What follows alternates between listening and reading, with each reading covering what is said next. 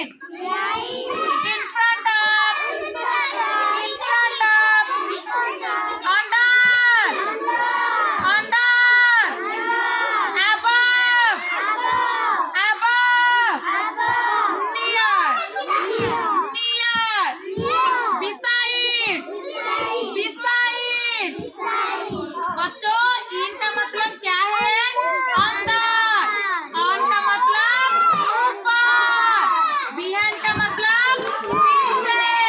In front of का मतलब आगे. नहीं, नियर का मतलब पास में.